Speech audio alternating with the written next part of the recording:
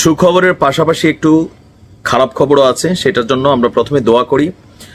Trump গতকালকে G7 এর যে বিশ্ব মোড়লদের বৈঠক ছিল, সে বৈঠককে মাঝপথে রেখেই হোয়াইট হাউসে চলে গিয়েছে।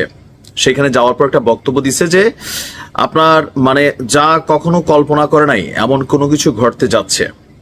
ধারণা করা হচ্ছে যে ইরানের যিনি সর্বোচ্চ নেতা আছেন তিনি সম্ভবত খরচের খাতায় উঠে গেছেন।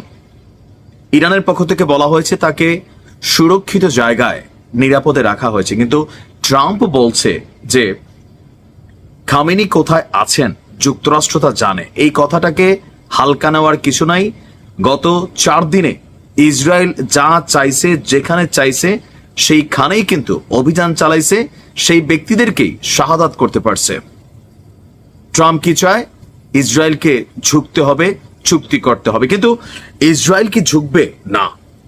খামেনি সাহেবের গতকালকে যে বার্তা বিশ্বজুড়ে মুসলিমদেরকে নতুনভাবে অনুপ্রাণিত করেছে যে শেষ অবধি লড়াই চালিয়ে যাবে। ইরানের অবস্থা খুব বেশি ভালো না। রাজধানী তেহরান ছেড়ে হাজার হাজার মানুষ বিভিন্ন জায়গায় চলে যাচ্ছে, পাশাপাশি অনেকে দেশ ছেড়েও বিভিন্ন দেশে যাওয়ার চেষ্টা করছেন, কারণ তেহরানে বড় ধরনের অভিযান চালাবে ইসরায়েল। আর ইসরায়েলের এই কথাকে হালকা কিন্তু নেওয়ার সুযোগ নেই। ইতিমধ্যেই আমরা যখন ইরানের বিজয়গাথা কাটছি, এর ফাঁকে কি ইরানে ইসরায়েল অভিযান চালাচ্ছে না? চালাচ্ছে। গেল 24 ঘন্টায় ইসরায়েলের বিপরীতে নিজেদের শক্তির সক্ষমতার জানান দিয়েছে ইরান। ইরানের সেনাবাহিনী গত 24 ঘন্টায় 28টি শত্রু বিমানকে শনাক্ত করেছে এবং প্রতিহত করেছে দাবি করেছে ইরান। এর মধ্যে একটি ছিল শক্তিশালী গুপ্তচর ড্রোন, যা সংবেদনশীল স্থান থেকে তথ্য সংগ্রহের চেষ্টা করছিল। খবর হচ্ছে আল জাজিরা। প্রতিবেদন অনুযায়ী ইরানের সামরিক বাহিনীর দাবি তারা ইসরায়েলের একাধিক পৃথিবীর সবচেয়ে আধুনিক, যেটাকে বলা হয়ে থাকে যে যুদ্ধের গেম চেঞ্জার, F-35 স্টিলথ ফাইটার মানে এই যুদ্ধ বিমানটার মধ্যে স্টিলের একটা প্রলেপ আছে, যার কারণে এটা যখন আকাশে উড়ে আপনি এটাকে আইডেন্টিফাই করা কষ্টকর হয়ে যায়। কারণ নর্মালি মার্কারি বা যে কালারটা আপনি দেখবেন যে মার্কারি কালারের মধ্যে একটা আকাশের কালার পড়লে আপনি সহজে খুঁজে পাবেন না যে এখানে একটা গ্লাস আছে।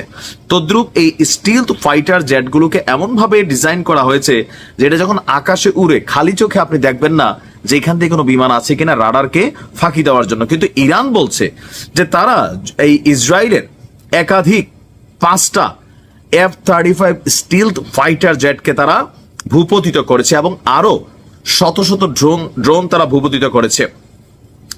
আপনার অন্যদিকে ইসরায়েল বলছে যে আপনার প্রতিরক্ষা বাহিনী যে ইরানে তাদের চলমান অভিযানে তারা যথেষ্ট সফলতা পেয়েছে এবং তাদের দাবি এই মুহূর্তে তেহরানের আকাশে সম্পূর্ণ বিমান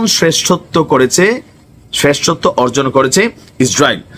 আর ইসরায়েলের দাবি যে তেহরানের আকাশ সীমার পূর্ণ নিয়ন্ত্রণ এবং দেশটির সর্বোচ্চ নেতা খামেনি সাহেবের অবস্থান শনাক্ত করে ফেলেছে আপনার ইসরায়েল। শুধুমাত্র ট্রাম্পের গ্রিন সিগন্যালের অপেক্ষায় আছে।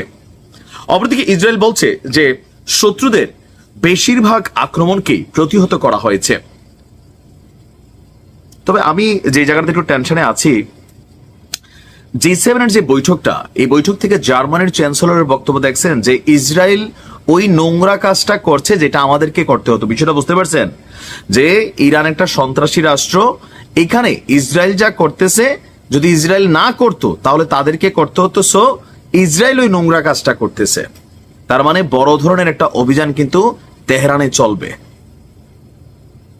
আর এই মুহূর্তে আমার মনে হয় তুরস্ক বলেন, রাশিয়া বলেন, চীন বলেন, গোপনে প্রকাশ্যে যেভাবেই হোক ইরানকে মেশিন দিয়া সহযোগিতা করতে হবে। মুখে মুখে কথাবার্তা, কূটনীতি। আমি আরবদের উপর আর ভরসা নাই।